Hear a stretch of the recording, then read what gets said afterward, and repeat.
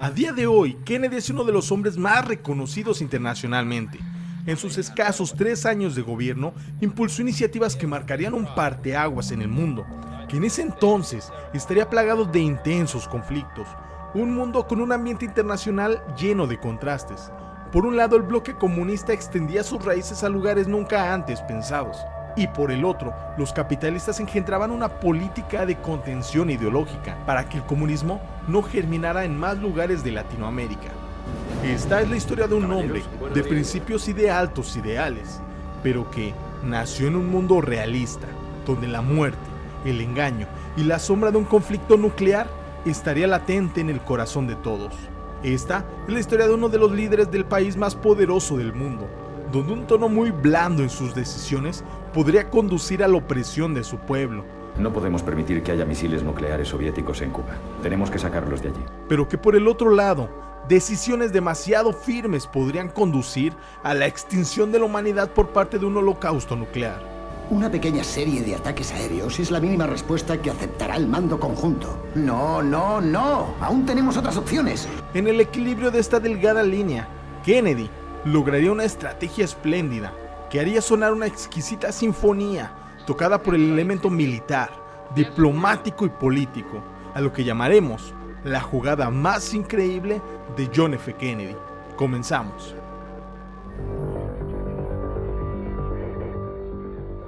La vida de Kennedy puede ser perfectamente el guión de una película de Hollywood.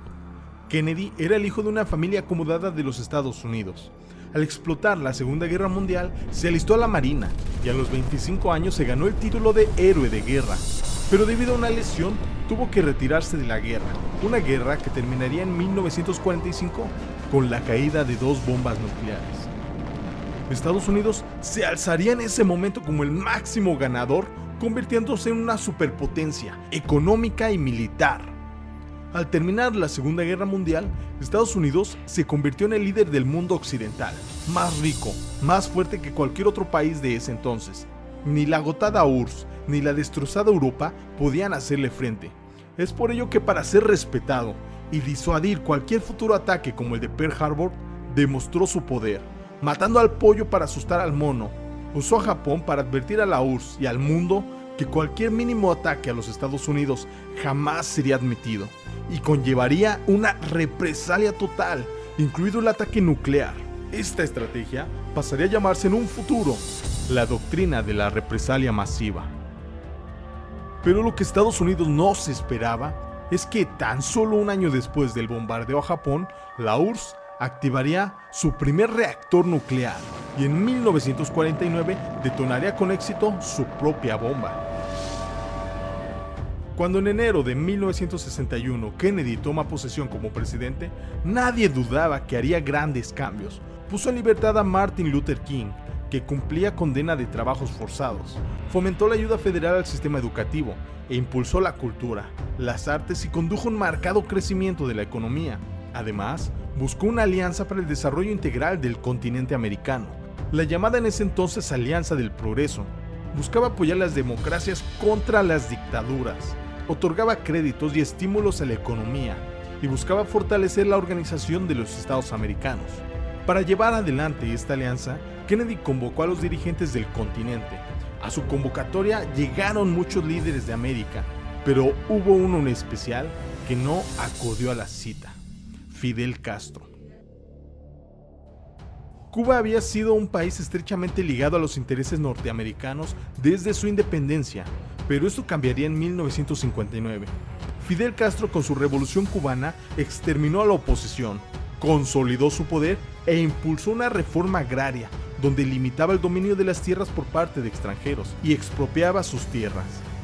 Medidas que lesionarían los intereses de los Estados Unidos. La reacción de Washington fue inmediata. Como respuesta, Eisenhower inició toda una agenda política. Rompió relaciones diplomáticas con Cuba, la excluyeron de la Organización de los Estados Americanos y la CIA preparó operaciones secretas para derrocar al nuevo gobierno. Estados Unidos y los aliados detuvieron la venta del crudo a Cuba. Cuba se lo compró entonces a la URSS. Las refinerías americanas se negaron a refinarlo. Entonces Castro las nacionalizó. Estados Unidos armó a contrarrevolucionarios. Cuba compró armamento soviético. Eisenhower finalmente puso en marcha un plan para invadir militarmente la isla utilizando exiliados cubanos y mercenarios latinoamericanos. La actitud despótica de Eisenhower empujaron a Cuba a una posición irreconciliable con los Estados Unidos, y cuando Kennedy llegó al poder, era ya demasiado tarde. Cuando Kennedy se sentó en el despacho Oval, la CIA le informó de un plan para derrocar al gobierno de Castro. Un plan que ya estaba en marcha, el famoso desembarco en Bayaco-Chinos. En un inicio, el nuevo presidente se resistió a aceptar este plan de ataque, pero los militares, así como los miembros de la CIA, presionaron constantemente al joven presidente. Le prometieron una victoria fácil, por lo que el presidente tomaría una de las decisiones de las que se arrepentiría por el resto de su vida. En abril de 1961 comenzó la invasión. Fuerzas anticastristas zarparon desde Nicaragua rumbo a Cuba. Ante la inminente invasión, Castro, con el fin de encontrar más ayuda en la URSS, anunció al mundo su revolución comunista. Porque lo que no pueden perdonarnos los imperialistas es que estemos aquí y que hayamos hecho una revolución socialista en las propias narices de los Estados Unidos. 1.400 anticastristas armados desembarcaron en Playa Larga y en Playa Girón, a 250 kilómetros de La Habana. Comenzaron encarnizados combates, pero los anticastristas, privados del apoyo de Kennedy, fueron derrotados rápidamente. Kennedy había rechazado enviar la aviación estadounidense y el armamento pesado, pues de hacerlo, sería difícil negar la participación estadounidense a la invasión de un país americano, cosa que afectaría sus planes de progreso con los otros países del mismo continente. Países que tomarían este acto de agresión como un ataque traicionero a un pequeño país caribeño. Las fuerzas anticastristas, con barcos hundidos, aviones derribados y una eficaz respuesta del gobierno de Cuba, y por si esto fuera poco, sin el apoyo de sus aliados, decidieron rendirse. 1.189 capturados son las cifras que reflejaría una humillante derrota para los Estados Unidos. Una operación que tardaría años en completarse terminó en un fracaso luego de 72 horas. Para mala suerte de Kennedy, la operación se hizo pública, lo que le trajo un fuerte descontento, tanto de algunos estados americanos como de sus propios militares. Cuba se había convertido en una república socialista. La invasión provocó un efecto completamente opuesto al deseado, y los militares, que pensaban que de haber enviado el apoyo militar necesario, habrían ganado, estaban muy descontentos con Kennedy, por lo que a partir de ese momento, presionarían y se opondrían a cualquier medida antimilitar de Kennedy, y la popularidad de Kennedy cayó en picada. Ante el fracaso de Bayaco-Chinos, Estados Unidos puso en marcha la Operación Mangosta, un plan secreto para acosar económicamente a Cuba, y si esto no funcionara, invadirla, pero ahora con todo el poder militar de los Estados Unidos. Pero algo que los tomaría por sorpresa ocurriría. Los servicios de inteligencia soviéticos detectaron el plan de invasión inminente y notificaron a Cuba. Castro no era tonto, sabía que era casi imposible detener la maquinaria militar yanqui, por lo que necesitaba el apoyo soviético. Y el líder soviético, Nikita Khrushchev, vio en Cuba una posibilidad para equilibrar el balance nuclear internacional. Por ese entonces se enfrentaban indirectamente dos grandes bloques: la recién fundada OTAN, una alianza militar que garantizaba que si uno de sus miembros era atacado, todos responderían, liderada por supuesto por los comandos militares de los Estados Unidos. Y por el otro lado, teníamos a la URSS, la Unión de Repúblicas Socialistas Unidos. Y por el otro lado, teníamos a la URSS, la Unión de Repúblicas Socialistas Soviéticas, y países comunistas con el apoyo de la URSS. La URSS estaba por detrás de los Estados Unidos en cuanto a poder militar y nuclear se refiere. Y para poder competir, impulsaron una inversión masiva en el desarrollo militar y copiaron la estrategia de la represalia masiva de los Estados Unidos. La URSS vio en Cuba una serie de ventajas. Una de ellas era usarla como una base necesaria para el apoyo de nuevas revoluciones comunistas en los países americanos, así como por su cercanía a Florida, desde donde podría amenazar casi la totalidad de los Estados Unidos, sin que estos tuvieran el tiempo de reacción en caso de una guerra nuclear, igualando así la amenaza que significaba para los soviéticos los misiles Júpiter emplazados en Turquía, y al mismo tiempo compensando la escasez de sus misiles intercontinentales. Así pues, ambos países acordaron la instalación en Cuba de misiles nucleares de medio alcance, los famosos R-12, como medida disuasiva para los planes de invasión del gobierno estadounidense. Enviaron misiles de corto y medio alcance, así como 40,000 soldados, todo en una operación camuflajeada como si de tractores y coches se tratara, pero esto sería contraproducente más adelante. Estados Unidos, mediante aviones espía U-2, sobrevolaron Cuba y notaron unas figuras extrañas. Pronto descubrieron que eso que miraban eran misiles nucleares. Kennedy tendría en ese momento el reto más grande que habría enfrentado en toda su vida. La cúpula de los Estados Unidos se reunió en medio de un ambiente de intensa tensión. Los militares querían un bombardeo para destruir dichas armas. El tiempo era apremiante. No todos los misiles estaban operativos, faltaba poco para que los misiles restantes estuvieran listos. Cada día que pasaba era un misil nuclear nuevo que podría perfectamente destruir una ciudad extra en caso de una guerra nuclear, lo que significaría millones de vidas. En medio de este ambiente, los militares presionaban: invasión o bombardeo, invasión o bombardeo. Los jefes y yo creemos que al ataque aéreo debería seguirle la versión íntegra del Plan 306. ¿Una invasión? Sí, señor. Así eliminaríamos todos los misiles y acabaríamos con Castro para que esto no se repita. En un hipotético bombardeo, los antiaéreos derribarían aviones americanos. Los americanos responderían con una invasión. La URSS invadiría Alemania Occidental y, según los acuerdos de la OTAN, Estados Unidos declararía la guerra en defensa de sus aliados. Kennedy hizo algo que en ese momento parecía una locura. Decidió simplemente esperar.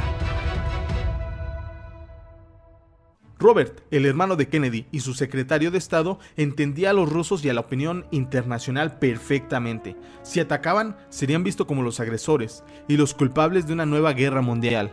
El mundo entero condenaría dicha acción. En medio de dicha crisis se desarrolló un evento agendado ya hace tiempo, una reunión diplomática entre el embajador americano Andrei Gromyko y el ruso Anatoly Dobrynin. Kennedy aprovechó la ocasión para estudiar a su enemigo, pues si te conoces a ti y a tu enemigo, en 100 batallas jamás serás vencido. En la reunión diplomática, planteó el aumento de las tensiones entre ambos países con respecto a Cuba. Kennedy dijo que se preocupaba por el envío de armas a Cuba porque afectaba la seguridad de los Estados Unidos, a lo que el ruso respondió: son solo de carácter defensivo. Si usted no trata de invadir Cuba, no tendrá de qué preocuparse, porque todas nuestras armas tienen fines defensivos. Los militares entendieron una cosa claramente: los rusos estaban mintiendo descaradamente. Ocultaron la existencia de las armas nucleares que claramente tienen un carácter ofensivo. Pero Kennedy entendió algo más sutil, algo oculto entre líneas. ¿Y qué pasa si estas palabras son de verdad? ¿Y si Khrushchev no se volvió loco? Si realmente la URSS no tiene la locura de iniciar la Tercera Guerra Mundial, ¿qué pasaría? Pero sería estúpido no estar preocupado cuando tienes un arma que te apunta a la cabeza.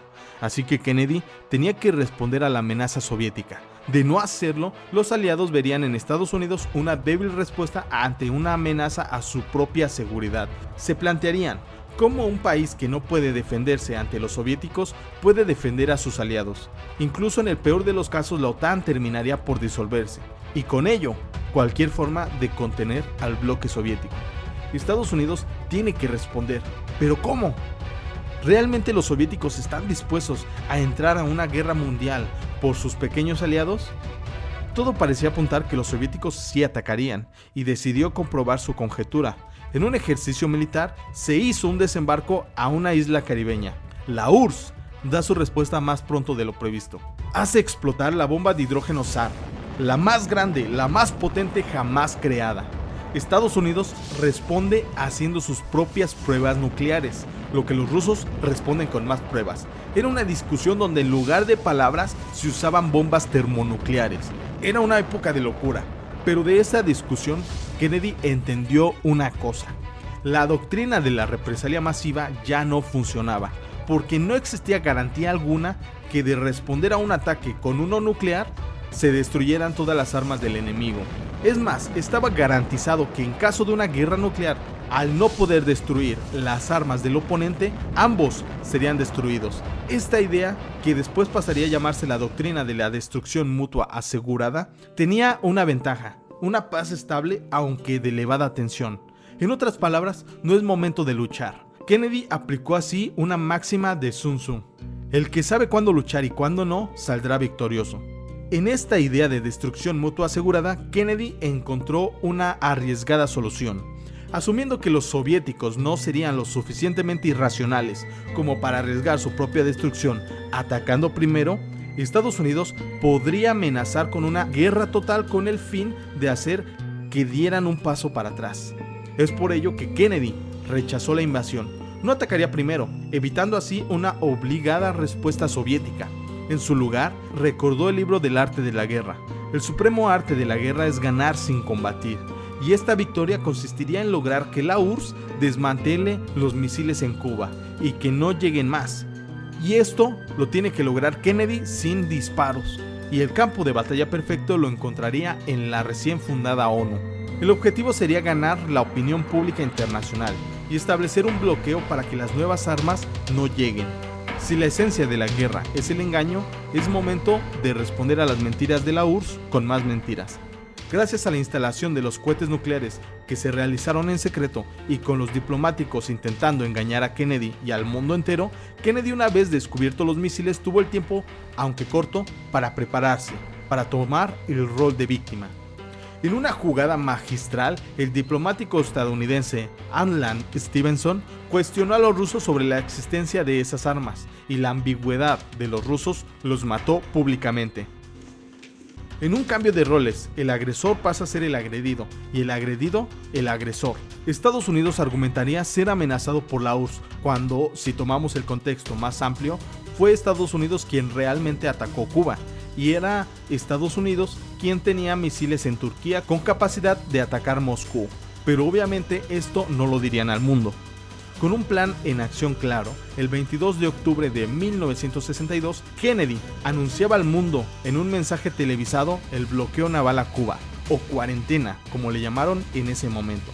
The purpose of these bases can be none other than to provide a nuclear strike capability against the Western Hemisphere. Los soviéticos estaban estupefactos, no sabían cómo responder. Si Kennedy hubiera increpado antes a los diplomáticos rusos sobre las armas, sin duda hubieran puesto sobre aviso a los rusos, quienes desconocían en ese momento que Kennedy sabía sobre la existencia de los misiles y, peor aún, desconocían que tenían pruebas. La URSS, acorralado, endurece su postura, barcos burlan el bloqueo y la construcción de los misiles se acelera. Un avión espía estadounidense es derribado. Los militares norteamericanos estaban histéricos, querían destrozar la isla, querían responder al avión derribado con un bombardeo al emplazamiento. Kennedy, confiado en que los rusos no atacarían primero, contuvo a los militares y en una jugada magistral presionó aún más a los soviéticos. Envió a su hermano Robert Kennedy a ver al diplomático soviético. Si no detienen inmediatamente la construcción del emplazamiento de los misiles, mañana hay guerra. Hay que aclarar que ninguno de los bandos quería guerra, pero esto no lo sabían los soviéticos, y peor aún, el hecho de que no quisieran ambas partes la guerra no significaría que esta no estallaría. Si Kennedy se equivocaba y los soviéticos no retrocedían, estos hubieran respondido con un ataque nuclear preventivo. Pero Kennedy confiaba en su juicio, presionaría aún más hasta que una de las dos partes fuera acorralada y tendría que dar un paso atrás, y el primero en darlo fue Nikita Khrushchev. El 26 de octubre, Nikita enviaba un comunicado. En la carta, Khrushchev manifestaba su disposición a retirar de Cuba todas las armas que Estados Unidos considerara ofensivas, a cambio de los misiles Júpiter americanos en Turquía. Este último sería un error táctico de Khrushchev, cayendo en una trampa sin fondo. Kennedy, aprovechándose y aferrándose a tal afirmación de Khrushchev, condujo las negociaciones de la retirada de las armas a su antojo. Bajo estos términos, la crisis llegaría a su fin. La URSS se debilitó mucho a partir de ese momento. Durante las negociaciones y hasta el final del proceso, dependía de la voluntad de los Estados Unidos de no invadir Cuba, cuando Kennedy en un principio no tenía la intención y, peor aún, no lo necesitaba. Podía continuar limitándose a agredirla a través de la CIA como lo estuvo haciendo hasta el día de hoy. Kennedy obligó a Khrushchev de declarar de la retirada de los misiles y de todo el proceso era en común acuerdo con Cuba, lo cual no era cierto, escalando las exigencias paso a paso. por medio incluso de un ultimátum para lograr la retirada de los bombarderos IL-28 antes del 20 de noviembre de 1962. Es más, Cuba fue excluida de las negociaciones y se convirtió en una moneda de cambio para que los Estados Unidos retiraran los misiles de Turquía. Cuba, el mayor perdedor de este enfrentamiento, vio violada su soberanía al verse obligado a permitir que tropas extranjeras supervisaran la desmantelación de los misiles. Terminado esto, Estados Unidos cumplió con su parte del trato, la más importante y la carta de triunfo de Kennedy. Retirarían los misiles Júpiter de Turquía, pero los sustituyó por misiles Polaris montados en submarinos, pasando de un emplazamiento de misiles fijo a uno móvil y mucho más peligroso en el Mediterráneo. Kennedy vio cumplidos sus objetivos, retirar los misiles de Cuba. No pudo derrocar a Castro como sus antecesores querían, pero permitió a Kennedy hacer un cambio en la política, una política menos agresiva y menos tensa, creando el famoso teléfono rojo, una línea de comunicación directa con la URSS para la gestión de futuras crisis. Y creo que lo más importante, demostró que los mandos militares de Estados Unidos no estaban unidos, por lo que consolidó su poder haciendo los cambios necesarios en las fuerzas militares y en la activación de las armas nucleares que en ese entonces estaban a manos de los militares. Así se crearía en el futuro el famoso maletín nuclear. La URSS con su jugada parecería que evitó la invasión a Cuba, pero al final a costa de su imagen internacional. Demostró que por su propia seguridad venderían a sus aliados, quedó como una amenaza para la seguridad internacional y aprenderían a no volver a amenazar a los Estados Unidos en una posición de inferioridad armamentística, por lo que en el futuro esto conduciría a una nueva carrera tecnológica, la famosa carrera espacial. El problema de las políticas de ambas superpotencias es que si se equivocaban, probablemente no sobreviviría nadie para decirles que se equivocaron. Recordando las enseñanzas de Sun Tzu, si son ignorantes tanto tus enemigos como tú mismo, ambos perderán. Creo yo que el peor jugador de toda esta crisis fue Eisenhower, que de no haber estado precedido de los peligros mortales que se cernían sobre la revolución cubana, los misiles nucleares nunca hubieran emergido como una alternativa para la defensa de Cuba. Kennedy engendraría en la CIA y en los militares tanto descontento que moriría prematuramente por un disparo en la cabeza, recordándonos también que uno puede morir literalmente de éxito. Yo soy Lobo y nos vemos en el próximo video.